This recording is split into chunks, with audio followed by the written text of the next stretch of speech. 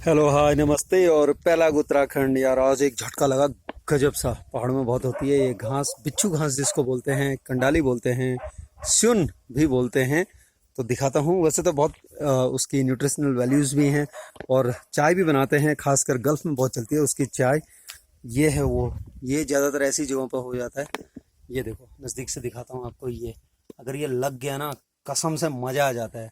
मतलब सारे जो जो याद करने हैं ना, सब याद आ जाएंगे। ये देखो इतना हो रखा है यहाँ पे फिलहाल। और लेके जाता हूँ आगे। ये ऐसी जगहों पे कहीं भी हो जाते हैं। ये नीचे भी वही है। तो ये है बिच्छू घास जिसको बोलते हैं हम, स्यून। नज़दीक से दिखाता हूँ। आज गजब का झटका लगा था एक, तो मैंने कहा दिखा दूँ आप लोगों को। ये है देखो, ये वाइट वाइट सभी है बीच में।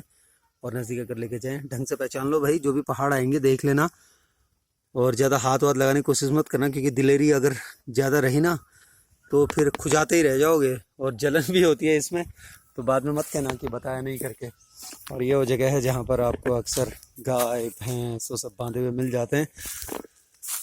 तो पहाड़ों में ऐसी चीज़ें मिलते रहती हैं, बड़ी अजीब, बड़ी अलग सी, क्योंकि आखिर है तो नेचर ना, प्रकृति जिसे हम कहते हैं। ये किस किस ने देखा है यार, बताना।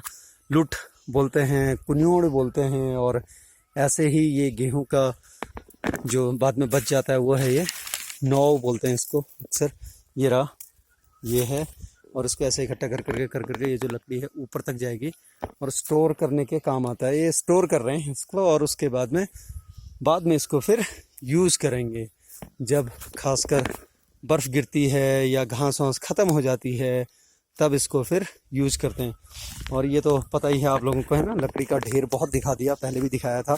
ये सारी चीज़ें अक्सर तभी काम आती हैं जब एक्सट्रीम विंटर होता है यहाँ पर, जब हमको बाहर जा नहीं सकते फायरवुड के लिए, जंगलों में नहीं जा सकते और इधर उधर जा नहीं सकते, तब काम आते हैं। और हम लोग यार ऐसे ही सब ना कुछ इकट्ठा कर ही लेते हैं फिर।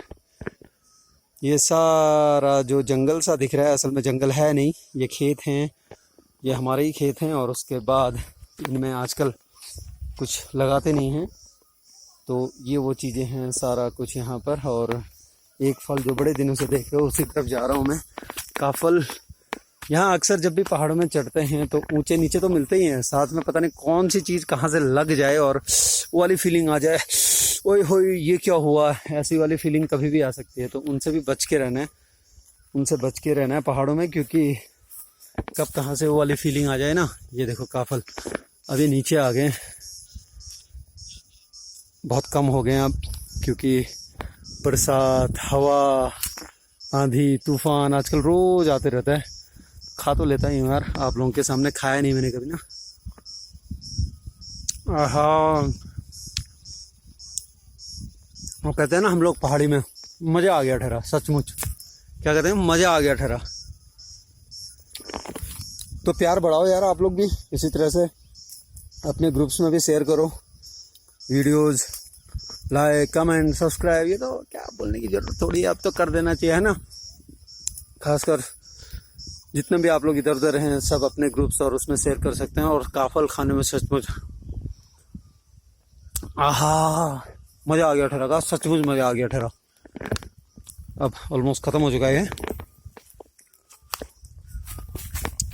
ये सूख चैन पहाड़ों में मिलता है, जहाँ आजकल सारे लोग परेशान हैं, कहीं किसी चीज़ को लेके, कहीं किसी चीज़ को लेके।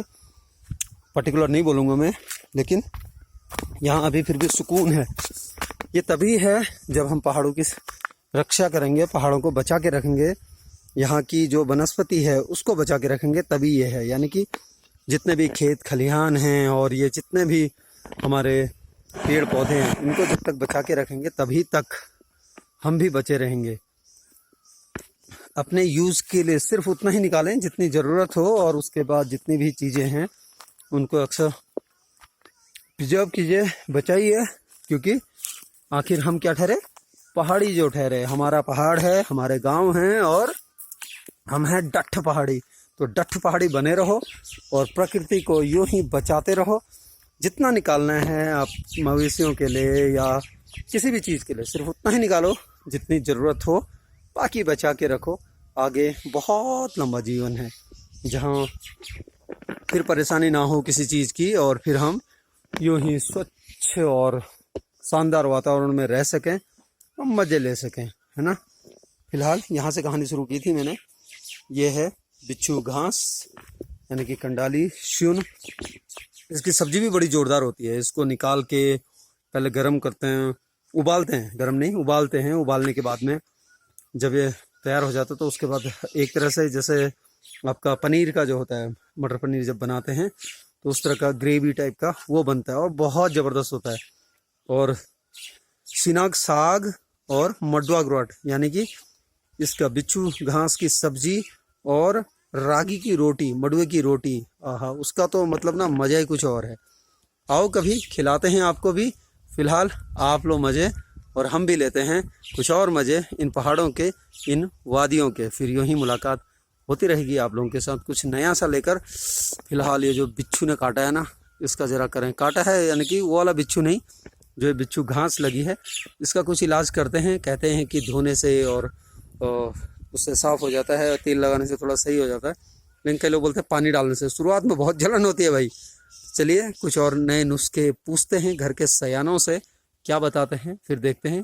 अगर आपको पता हो तो कमेंट बॉक्स में जाके बताना। और जो चीज़ें आप लोग देख रहे हैं प्लीज़ कमेंट बॉक्स में जाना। फिलहाल मैं काफल का स्वाद लेता हूँ, मेरे मुंह में ही अभी भी। गजब हो रहे को सचमुच, बड़ा गजब हो रखे हैं यार काफल, मज़ा आ गया ठहरा।